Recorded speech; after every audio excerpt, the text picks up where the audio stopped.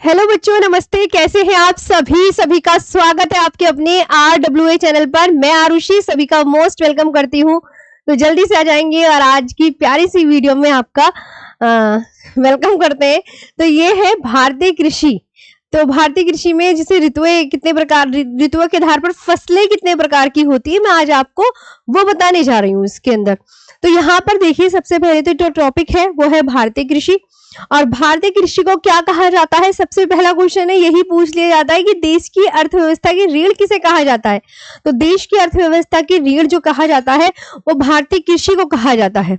अब ऋतुओं के आधार पर फसलें कितने प्रकार की होती हैं, तो ऋतुओं के आधार पर फसलें बच्चों कितने प्रकार की होती है, वो 3, 4, 5, 6 ऐसे करके ऑप्शन देंगे। तो आप कितने पे टिक कर आओगे कि ऋतुओं के आधार पर जो फसलें होती हैं वो 3 प्रकार की होती हैं।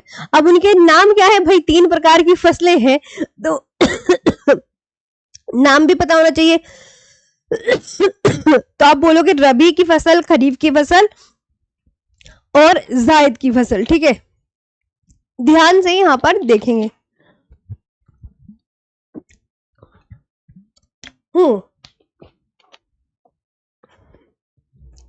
रबी, खरीफ और जायद की फसल। अब आती है रबी की फसलें।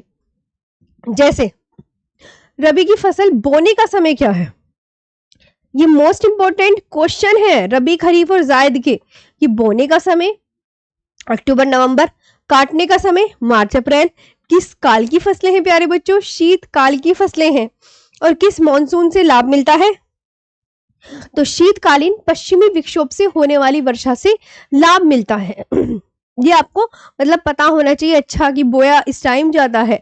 बोने का समय अक्टूबर नवंबर है, काटने का समय मार्च टू अप्रैल है। और किस काल की फसलें हैं, शीतकाल की। Very important. किस मॉनसून से लाभ मिलता है, तो शीतकालीन पश्चिमी विक्षोभ से होने वाली वर्षा से लाभ मिलता है। रबी की फसलें कौन कौन सी हैं, गेहूं, जौ, चना, मटर, मसूर, सरसों, आलू व राई, है ना। रबी की फसलें हैं गेहूं, जौ, चना, मटर, मसूर, सरसों, आलू व राई। अब बात करते हैं खरीफ की फसलों की। खरीफ की फसल बोने का समय क्या है, जून जुलाई। काटने का समय क्या है, सितंबर अक्टूबर। ये किस काल की फसलें हैं, ये वर्षा काल की फसलें हैं।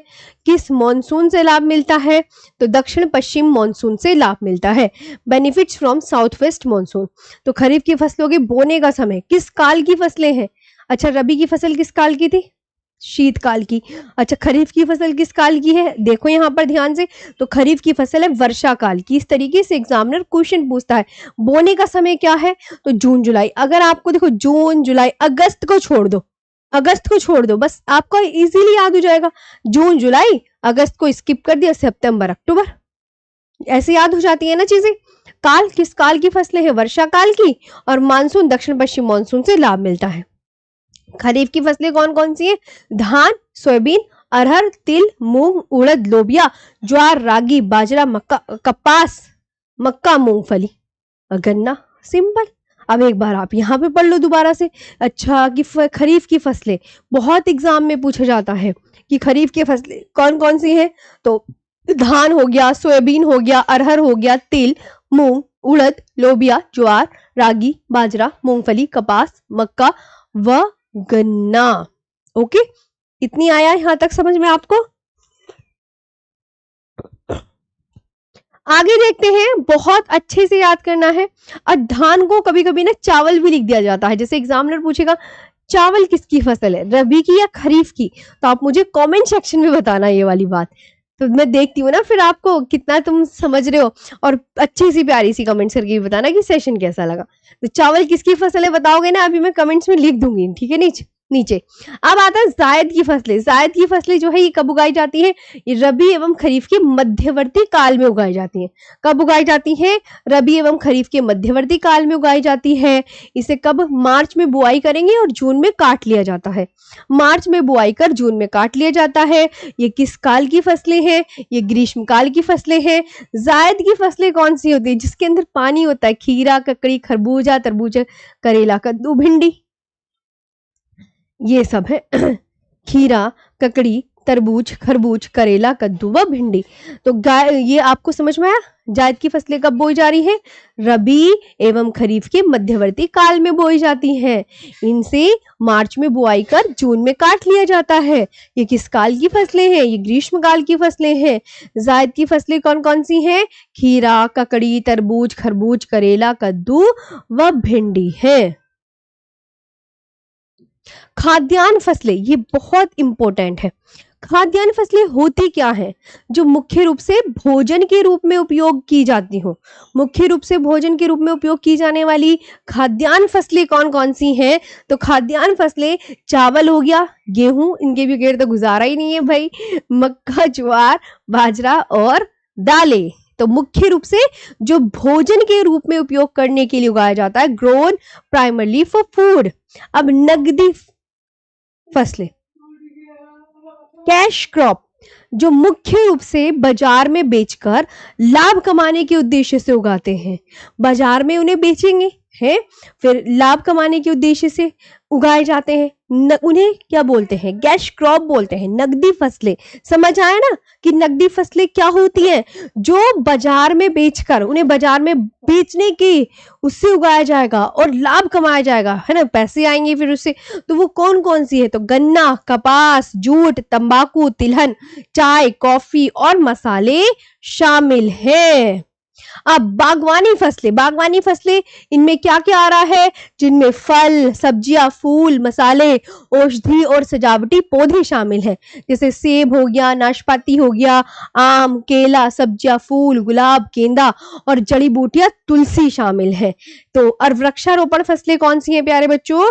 तो वृक्षारोपण फसलें ये उच्च आर्थिक मूल्य वाली होती हैं, हैविंग हाई इकोनॉमिक वैल्यू। जैसे कौन कौन सी प्लांटेशन क्रॉप कौन कौन सी होती हैं? तो प्लांटेशन क्रॉप जैसे चाय, कॉफी, रबर, नारियल, काजू, ताड़ का तेल और cocoa, tea, coffee, rubber, coconut, cashew, palm oil and cocoa. ठीक है, यहां तक समझ में आया अच्छे से? याद करनी है ना? बागवानी फसलें कौन सी हैं, खाद्यान्न फसलें कौन सी हैं और वृक्षारोपण फसलें कौन सी हैं। अब ये कुछ बोर्ड हैं, जैसे कॉफी बोर्ड कहां पर है? तो बेंगलुरु में है। रबर बोर्ड मोस्ट इंपॉर्टेंट है ये वाले क्वेश्चन। रबर बोर्ड कोट्टायम में है।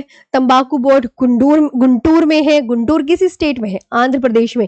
कोट्टायम किस स्टेट में पड़ता है? ये भी देखा करो ध्यान से, जब साइड में लिखी होती है चीज क्यों नहीं देखनी? कोट्टायम केरल में है, बेंगलुरु कर्नाटक में है, तंबाकू बोर्ड गुंटूर आंध्र प्रदेश में है, मसाला बोर्ड कोचीन केरल में है। कोचीन केरल में है। सभी कृषि विधियां, जैसे रेशम कीट पालन को क्या कहते हैं? सेरीकल्चर। मधुमक्खी पालन को क्या कहते हैं? एपीकल्चर। अंगूर के उत्पादन को क्या कहते हैं? विटिकल्चर। फूलों के उत्पादन को क्या कहते हैं? फ्लोरिकल्चर।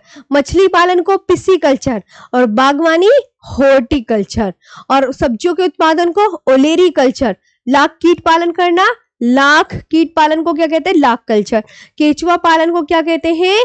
Vermi culture. जल में खेती करना या बिना मिट्टी खेती करना, एक्वा कल्चर। शहतूत की खेती करना, मोरी कल्चर।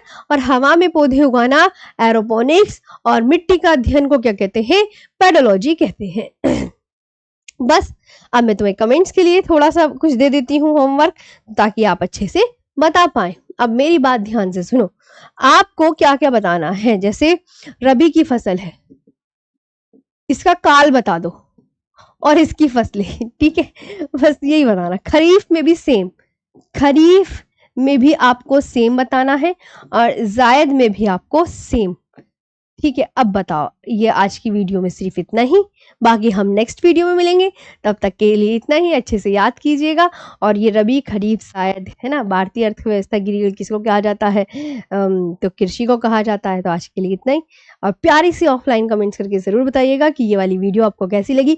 फिर हम नेक्स्ट वीडियो में मिलेंगे। Thank you so much.